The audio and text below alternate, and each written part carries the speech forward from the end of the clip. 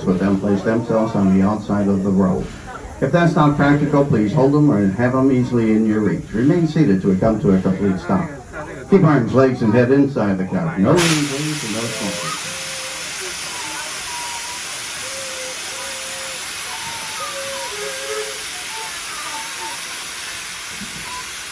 We're on our way now to 6th Street Depot at the far north end of Greenfield Village, just at the top of the map. The white building here is the Susquehanna Plantation, built in the very early 1800s, comes to us from St. Mary's County, Maryland, on the Patuxent River. 700 acres of tobacco, wheat, and corn. The rust-colored building is the oldest American-made building in Greenfield Village, dating to the early 1600s, the Plimpton House, where Mr. and Mrs. Plimpton raised 7 children in that one-room small building in South Sudbury, Massachusetts. The windmill is the Ferris windmill, considered the oldest in the United States, built in 1640 on Cape Cod. It was a gift to Henry Ford by his National Dealer Association in 1936. The dark gray building next to us, the Daggett Farmhouse, dating to 1754 from Andover, Connecticut. If you get the opportunity today, stop back. Talk to the people in that building. They're in period clothing. They love to talk about life in this country before the American Revolution.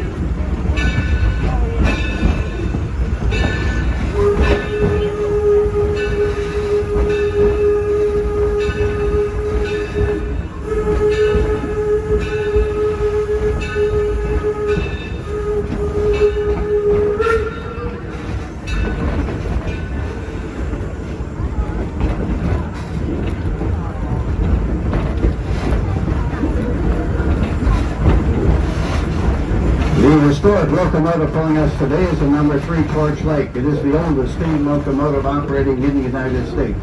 149 years old, built in 1873. It originally worked the copper mines of the Upper Peninsula of Michigan, donated to us in 1968. It's the last of its kind. The 8-foot serpentine wall on the right side was built in 1952. It separates Greenfield Village from the Ford test track, where cars and trucks are tested before production.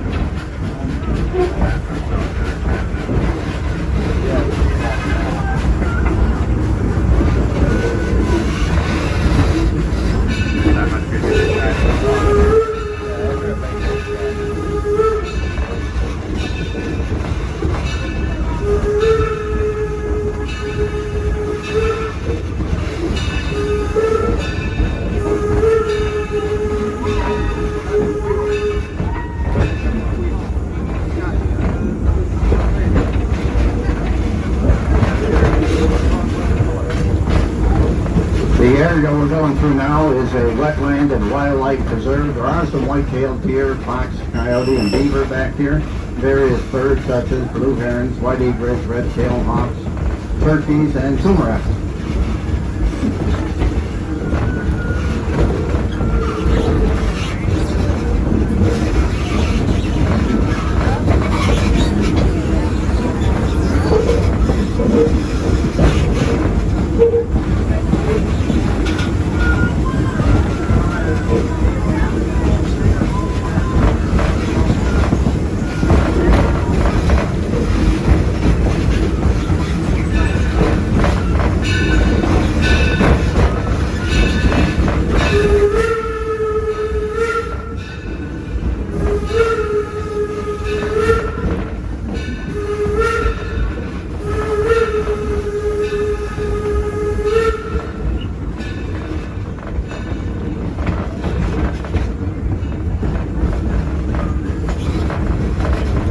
The Henry Ford is a non-profit, independent educational institution not affiliated with the Ford Motor Company or the Ford Foundation. We're supported by our donors, our members, and our guests, and that means that everyone aboard is one of those categories. The steam coming out the left-hand side is the process steam locomotives go through to purge the boiler of any scales from the water. We call it a blowdown.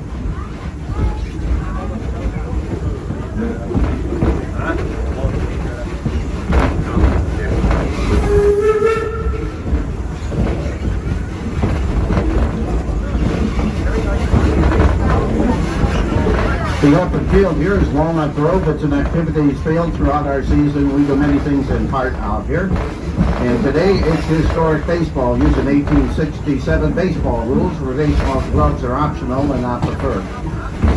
The home team, the Lottie Dawes, are playing the Canton Cornhuskers today.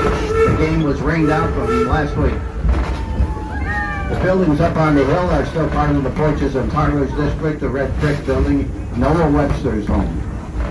You can see there's quite a following. Many people up on the hill there in their lawn chairs and blankets just love to come out and sit and watch this. The large yellow complex we're approaching is the Henry Ford Academy. It's a charter high school.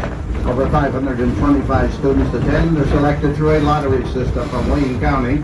Graduation rate exceeding 95%. The curriculum focus, science, technology, engineering, the arts, and math. The 10th, 11th, and 12th graders have classrooms out here in the village. The 9th graders are in the indoor museum. When Henry Ford opened Greenfield Village in 1929, he wanted to convey the inspiration of the American genius to the students. With Henry Ford, it was students first. He could be seen with them in the classrooms and on field trips. He wanted to inspire them through America's traditions of ingenuity, resourcefulness, and innovation, and we continue that here today. These 3 Pullman cars are attached in the center. They're part of the senior class classrooms.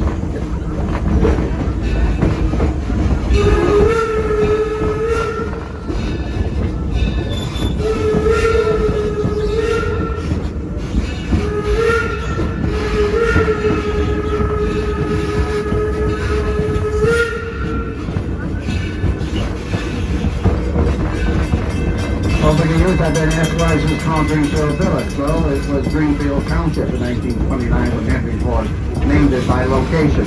It's Dearborn now, but the name here will certainly always remain Greenfield Village. On the left side of the small white stone building is the Martha Mary Chapel, a non-denominational chapel, very popular for weddings throughout our season. The name comes from Henry Ford's mother-in-law Martha and Mother Mary. It's one of the original buildings here.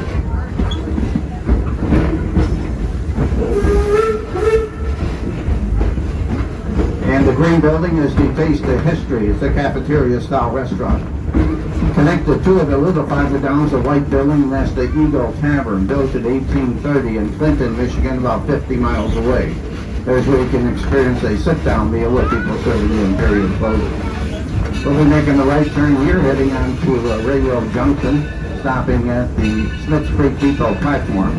It's a 4-minute stop. If you choose to get off here, you're in walking distance to the 1913 Herschel Spillman Carousel, the playground, Edison Illuminating Company, the new Detroit Central Marketplace. There's a lot going there today, lots of things to buy and eat. And then there's also Smiths Creek Depot. Remain seated, please. Wait for the whistle from the engineer. Once you hear that whistle, then you can exit on the left-hand side. As I said, I'll be here for 4 minutes, then depart for the main gate, Firestone Station.